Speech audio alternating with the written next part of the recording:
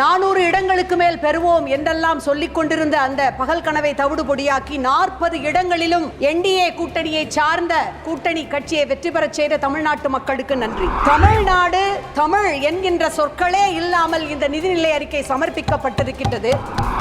இந்த நிதிநிலை அறிக்கையிலே 5 முறை நிதி அமைச்சர் ஆந்திர பிரதேசம் என்ற சொல்லை உச்சரித்திருக்கின்றார், 5 முறை பீகார் என்ற சொல்லை உச்சரித்திருக்கின்றார். ஆனால் ஒரு முறை கூட தமிழ்நாடு, ஏன் தமிழ்நாடு மட்டுமல்ல, தமிழ்நாடு நம்முடைய தெலுங்கானா, கர்நாடகா ஆகிய மாநிலங்களின் பெயரை உச்சரிக்கவில்லை, கேரளாவினுடைய பெயரை உச்சரிக்கவில்லை. நம்முடைய நிதியமைச்சர் அவர்கள் தமிழ்நாட்டிலே பிறந்தவர், மகாகவி பாரதியாரை மிக நன்றாக அறிந்தவர். பிரதமர் அவர்களும் பாரதியாரையும் திருவள்ளுவரையும் அடிக்கடி எப்பொழுதும் மேற்கோள் காட்டுவார். பாரதியார் எங்கள் பாரத தேசம் என்று தோள் கட்டுவோம் என்று சொன்னார். It is not an all India budget, it is an alliance budget என்று சொல்லுகின்றேன்.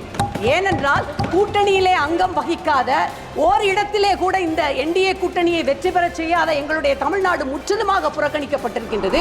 சென்னை மெட்ரோ 2ஆம் கட்ட ரயில் திட்டம் இருக்கிறது அல்லவா, அதற்கான அடிக்கட் 2010ஆம் ஆண்டு நம்முடைய மாண்புமிகு ஒன்றிய அமைச்சர் அவர்களால் நாட்டப்பட்டது. சென்னையிலே கலைவாணர் அரங்கத்திலே பிரதமர் அவர்கள் அதற்கு நிதியை அறிவிக்கின்றார், 63,000 கோடி அளிக்கப்படும் என்று. ஆனால் இன்று வரை ஒரு அம்மஞ்சல்லி கூட, அதாவது ஒரு நையா பைசா கூட அந்த திட்டத்திற்கு ஒதுக்கவில்லை. கிராமப்புற பொருளாதாரத்தை அடியோடு சீர்குலைக்கின்ற மன்ரேகா திட்டத்திற்கான நிதி முற்றிலுமாக முடக்கப்பட்டிருக்கின்றது. இது எப்படி இருக்கின்றது? நாரி சக்தி என்று சொல்லுகிறீர்கள். இதுகாரும் எங்களுடைய பாதிக்கப்பட்ட மணிப்பூர் பெண்களுக்கான நிவாரண நிதியை இந்த அரசு வழங்கி இருக்கின்றதா? மணிப்பூர் பெண்களுக்கு அந்த நிவாரண உதவியை வழங்காமல் இருப்பது என்பது எப்படி இருக்கிறது தெரியுமா? படிப்பது ராமாயணம், இடிப்பது பெருமாள் கோயில் என்பது போலல்லவா இருக்கின்றது. ஆகவேதான் நான் இந்த பட்ஜெட்டை a base budget, BASE in caps, without a base என்கின்றேன். It is a Bihar, Andhra Pradesh satisfying elbow greasing budget. Base budget without any base. பேரவைத் தலைவர் அவர்களுக்கு நன்றி.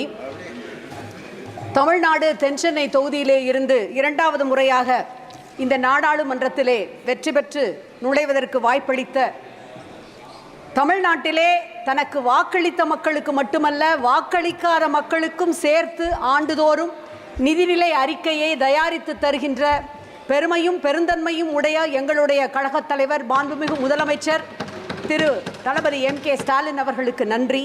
தென்சென்னை தொகுதி மக்களுக்கு நன்றி. 400 இடங்களுக்கு மேல் பெறுவோம் என்றெல்லாம் சொல்லிக் கொண்டிருந்த அந்த பகல் கனவை தவிடுபொடியாக்கி 40 இடங்களிலும் என்டிஏ கூட்டணியை சார்ந்த கூட்டணி கட்சியை வெற்றி பெறச் செய்த தமிழ்நாட்டு மக்களுக்கு நன்றி. பேரவைத் தலைவர் அவர்களே, சபையிலே மிக பிரதானமாக செங்கோல் வைக்கப்பட்டிருக்கின்றது. நாம் முடியாட்சியிலே இருந்து துறந்து மக்களாட்சிக்கு வந்து வெகு ஆண்டு காலம் ஆகிவிட்டது. காழ்ப்பு உணர்ச்சியின்றி, விருப்பு வெறுப்பு இல்லாமல், பாரபட்சமின்றி இந்தியாவிலே இருக்கின்ற அனைத்து மாநில மக்களையும் ஒரு சேர நடத்த வேண்டும் என்பதுதான் அரசியல் சாசன சட்டம் நமக்கு தந்திருக்கின்ற மக்களாட்சியின் மகத்துவம். ஆனால் அதனை மறந்துவிட்டு தமிழ்நாடு தமிழ் என்கின்ற சொற்களே இல்லாமல் இந்த நிதிநிலை அறிக்கை சமர்ப்பிக்கப்பட்டிருக்கின்றது. ஆகவே என்னுடைய தாய் தமிழில் அருந்தமிழே உன்னால் இருந்தேன், வானோர்தம் விருந்தமிழ்தம் தந்தாலும் வேண்டேன். Oh my dear precious mother tongue, I survive, thrive because of you. I wouldn't pledge it even for the nectar from heaven. என 3000 ஆண்டு பாரம்பரிய மிக்க தமிழ் மொழியிலே என்னுடைய உரையை துவங்கி மேலும் தொடர்கின்றேன். இந்த நிதிநிலை அறிக்கையை சமர்ப்பிக்கும் முன்பாக கூட நம்முடைய நிதியமைச்சர் என்ன சொல்லி இருக்கின்றார்? The government is determined, I quote, to ensure that all Indians regardless of religion, caste, gender and age make substantial progress in realizing their life goals and aspirations, unquote. இந்தியாவிலே இருக்கின்ற மாநிலங்களில் ஒன்றான தமிழ்நாட்டின் தமிழர்களாகிய நாங்கள் அப்படி என்றால் இந்தியர்கள் இல்லையா? ஏன் புறக்கணிக்கப்பட்டிருக்கின்றோம்? இந்த நிதிநிலை அறிக்கையை 7வது முறையாக பட்ஜெட் தாக்கல் செய்திருக்கின்றார் என்று பெருமையோடு அனைவரும் கூறுகின்றார்கள். அது மகிழ்ச்சிதான். 8 முறை தமிழ்நாட்டிற்கு மாண்புமிகு பிரதமர் அவர்கள் வருகை தந்தும் ஒரு இடத்தில் கூட அவர்தம் கூட்டணி கட்சிகளை சார்ந்தவர்களை வெற்றி பெற செய்யவில்லை தமிழ்நாட்டு மக்கள் என்றுதான் ஜனநாயகத்தை உயர்த்தி பிடித்த, கூட்டாட்சி தத்துவத்தை உயர்த்தி பிடித்த மத நல்லிணக்கத்தை உயர்த்தி பிடித்த தமிழ்நாட்டு மக்கள் பழிவாங்கப்பட்டிருக்கிறார்கள் என்று நாங்கள் சொல்லவில்லை, 8 கோடி தமிழ் மக்கள் சொல்லுகின்றார். 10 ஆண்டுகளாக திரும்பி பார்த்திராத அண்டை மாநிலங்களான நம்முடைய பீகாருக்கும் ஆந்திர பிரதேசத்திற்கும் அள்ளி அள்ளி கொடுத்திருக்கின்ற ஒன்றிய அரசாங்கத்திற்கு தமிழ்நாட்டிற்கு கிள்ளி கொடுப்பதற்கு கூட மனமில்லை. ஏப்ரல் மாத ஜிஎஸ்டி வசூல் மூலம் பீகார் மாநிலம் ஒன்றிய அரசிற்கு கொடுத்தது 1992 கோடி. ஆனால் தமிழ்நாடு கொடுத்தது 12,210 கோடி. பீகாருக்கு ஒன்றிய அரசாங்கம் இந்த நிதிநிலை அறிக்கையிலே வாரி வழங்கி இருப்பது 37,500 கோடி. தமிழ்நாட்டிற்கு சுழியம், அதாவது 0. இதுதான் மாண்புமிகு பிரதமர் அடிக்கடி சொல்லுகின்ற வசுதேவ குடும்பகம், உலகமெல்லாம் எங்களுடைய குடும்பம் என்பதன் அர்த்தமா? விஸ்வகுருவின் நீதி பரிபாலனம் இதுதானா? இந்த நிதிநிலை அறிக்கையிலே 5 முறை நிதி அமைச்சர் 5 முறை ஆந்திர பிரதேசம் என்ற சொல்லை உச்சரித்திருக்கின்றார், 5 முறை பீகார் என்ற சொல்லை உச்சரித்திருக்கின்றார். ஆனால் ஒரு முறை கூட தமிழ்நாடு, ஏன் தமிழ்நாடு மட்டுமல்ல, தமிழ்நாடு நம்முடைய தெலுங்கானா, கர்நாடகா ஆகிய மாநிலங்களின் பெயரை உச்சரிக்கவில்லை, கேரளாவினுடைய பெயரை உச்சரிக்கவில்லை. எனக்கு இப்பொழுது ஹொசைமின் என்கின்ற வியட்நாம் மக்களுக்கான சுதந்திரத்துக்காக போராடிய அவருடைய கூற்று நினைவிற்கு வருகிறது. அவர் சொன்னார், தெற்கிலிருந்து தான் எதுவும் தொடங்கும் என்று சொன்னார்.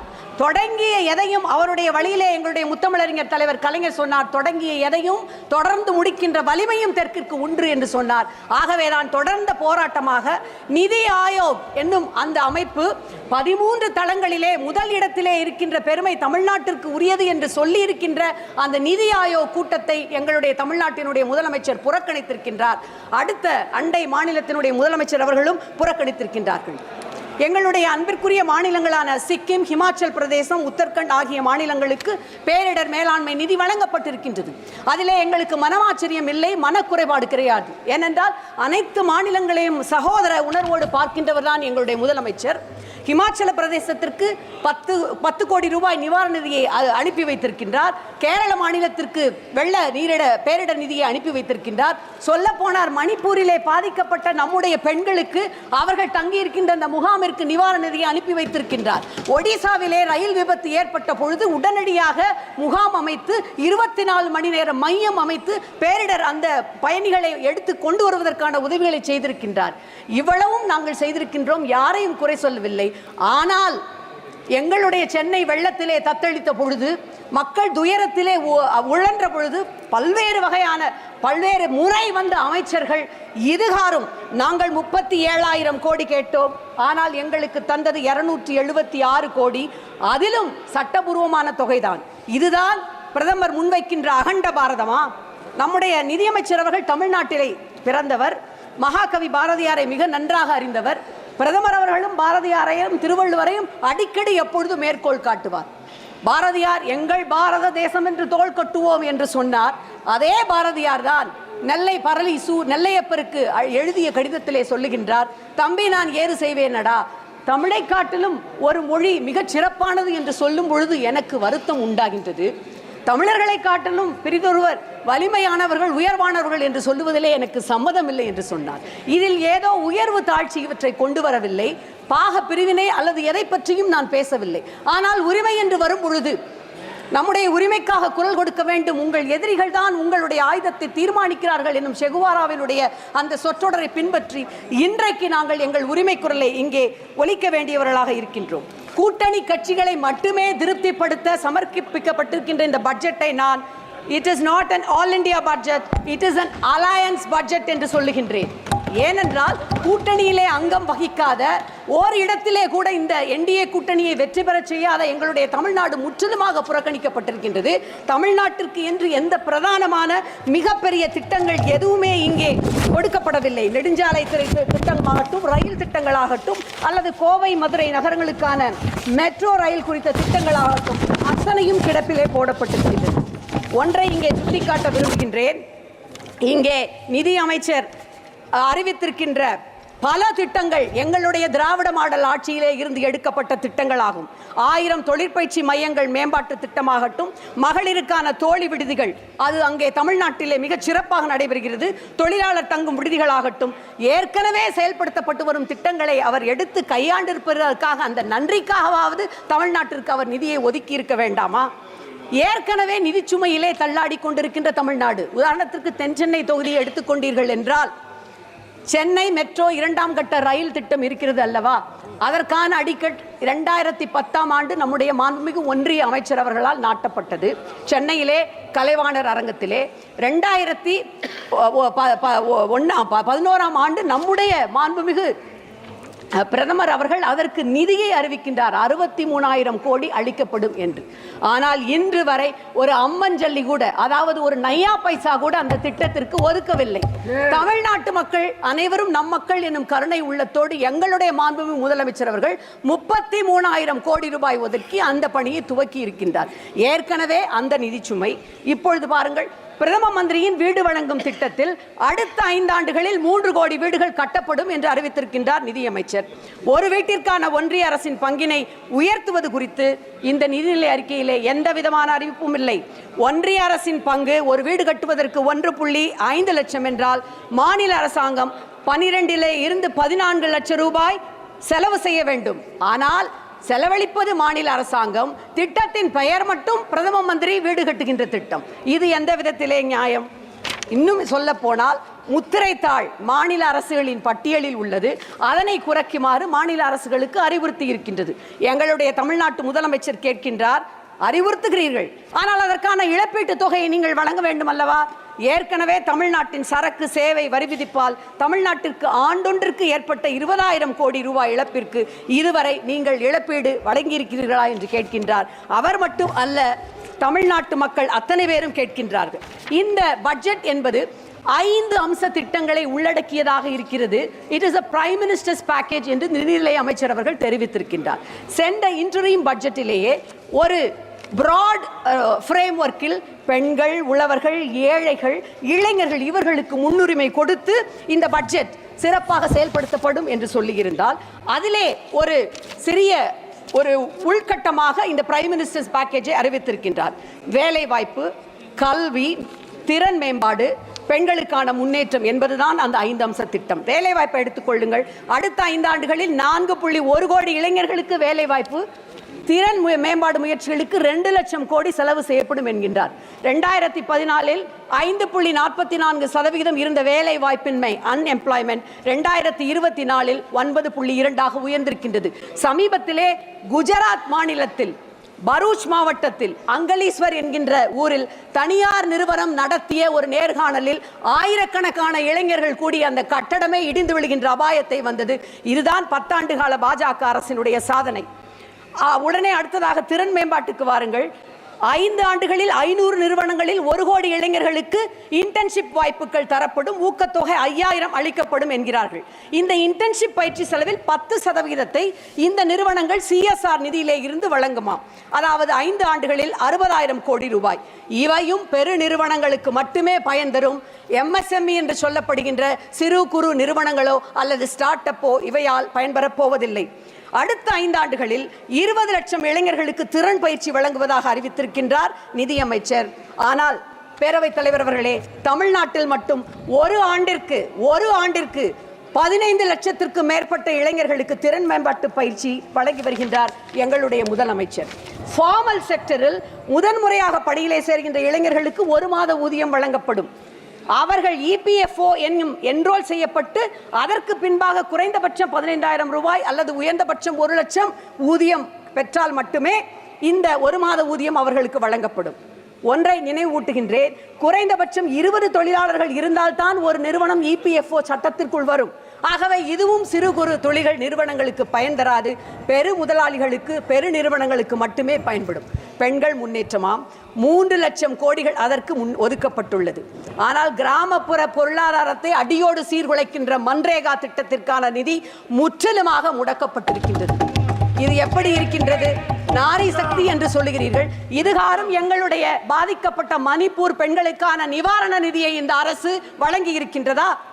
மன்ரேகா நிதியை முற்றிலுமாக குறைத்துவிட்டு மணிப்பூர் பெண்களுக்கு அந்த நிவாரண உதவியை வழங்காமல் இருப்பது என்பது எப்படி இருக்கிறது தெரியுமா? படிப்பது ராமாயணம், இடிப்பது பெருமாள் கோயில் என்பது போலல்லவா இருக்கின்றது. இன்னும் சொல்ல போனால் ஒன்றை நான் உங்களிடையே இங்கே சுட்டிக்காட்ட விரும்புகின்றேன். கல்வி, வேலை வாய்ப்பு, திறன் மேம்பாட்டு திறன், பெண்கள் முன்னேற்றம், இப்படி sir I am the second speaker, just 5 minutes, இப்படி அனைத்திலுமே அடிப்படை கட்டமைப்புகளை சிதைத்துவிட்டு கோபுரத்திலே உங்களை உட்கார வைப்போம் என்கின்ற பொய் வாக்குறுதிகளை அள்ளி தெளிப்பதாக இருக்கின்றது. கல்வி என்று வரும்பொழுது நீங்கள் அடிப்படை கல்விக்கான இவ்வளவு கோடிகள் ஒதுக்குகிறீர்கள் என்று சொல்கின்றீர்கள். ஆனால் மேற்படிப்புக்காக நடைபெறுகின்ற நுழைவுத் தேர்வுகளிலே நடைபெறுகின்ற மோசடி, வினாத்தாள் கசிவு, இன்னும் சொல்ல போனால் உலகில் எங்குமே கேள்விப்படாத அளவிற்கு நகைச்சுவைக்கு உரிய கிரேஸ் மார்க் தருகின்ற மதிப்பெண்கள் தருகின்ற it has become a biggest farce of the century தருகின்ற முறையை ஒழித்து கட்டாமல் கல்விக்காக நாங்கள் மேம்பாட்டு நிதி ஒதுக்குவோம் என்பது மிக நகைப்பிற்கு உரியதாக இருக்கின்றது. ஆகவேதான் நான் இந்த பட்ஜெட்டை a base budget, BASE in caps, without a base என்கின்றேன். It is a Bihar, Andhra Pradesh satisfying elbow greasing budget, base budget without any base. நான் இங்கு 1910ஆம் ஆண்டு 11ஆம் ஆண்டு பிரிட்டிஷ் பாராளுமன்றத்திலே அன்றைய லிபரல் அரசாங்கத்தினால் சமர்ப்பிக்கப்பட்ட நிதிநிலை அறிக்கை ஒன்றை சுட்ட விரும்புகின்றேன். பீப்புள்ஸ் பட்ஜெட் என்று அது இன்றளவும் பாராட்டப்படுகின்றது. ஏனென்றால் அது பிரிட்டனில் உள்ள வசதிமிக்க பெருமுதலாளிகளிடம் உள்ள பணத்தை அவர்களிடம் வரியாக பெற்று சமூக நலன் சார்ந்த திட்டங்களுக்கு பயன்படுத்தும் அறிவிப்பை வெளியிட்டது. அதை தயாரித்தவர்கள் டெரிபிள் ட்வின்ஸ் என்று சொல்லப்படுகின்ற அன்றைய chancellor of exchequer David Lloyd George, அவரது நண்பர் வின்ஸ்டன் சர்ச்சில். ஆனால் இந்த பட்ஜெட் அதற்கு எதிர்மாறாக மாநிலங்களை மாற்றாந்தாய் மனப்பான்மையோடு அணுகுகின்ற step motherly budget. I would like to quote our party supremo, the founder of our party, அவர் பேரறிஞர் அண்ணாதுரை இங்கே மேலவை உறுப்பினராக இருந்த பொழுது அவர் பேசியதை இங்கே குறிப்பிட விரும்புகின்றேன். I quote, "What right has this government to demand more and more taxes when their performance is of such a low order? I think that this government, after having taxed the people so much, has not given proper returns or proper accounts to the nation. Therefore, though I realize that I do not have the power to stop it, I cannot abet a crime of allocating colossal sums to this inefficient, unrealistic, unresponsive and undemocratic government that is being carried on. But whatever may be the criticism that is offered on this side, they have their numbers and their logic is based on numbers. Therefore, Mr. Chairman, offering this criticism, we have to go to the other forum and receive justice from the only one source, the public. And Mr. Chairman, we are confident of getting a proper verdict." Those were the words by our CNN-A. We have had a proper verdict. எங்களுடைய மக்கள் மிகச் சரியான தீர்ப்பை வழங்கியதால் தான் மெஜாரிட்டியாக இருந்த பாஜக அரசாங்கம் இன்றைக்கு மைனாரிட்டியாக இருக்கின்றது. மேலும் தமிழன் என்றொரு இனம் உண்டு, தனியே அவருக்கு ஒரு குணம் உண்டு. இதை மறந்து மேலும் தமிழர்களை, தமிழ்நாட்டை இந்த அரசாங்கம் வஞ்சிக்குமானால் நம்முடைய மாண்புமிகு நிதியமைச்சர் அவர்கள் சிலப்பதிகாரத்தை மிக நன்றாக அறிவார். அந்த காப்பியத்தில் இளங்கோ அடிகள் கூறிய அந்த வரியை நான் நினைவூட்டுகின்றேன். மேலும் தமிழ்நாட்டை, தமிழ் மக்களை வஞ்சித்தால் இளங்கோ அடிகளுடைய அந்த வரிகளைத்தான் நான் நினைவூட்ட வேண்டும். அரசியல் பிழைத்தோருக்கு அறம் கூற்றாகும், அரசியல் பிழைத்தோருக்கு அறம் கூற்றாகும். நன்றி. మాననీయ గౌరవనీయ ఎంపీ గారు బి నాగరాజ్ గారు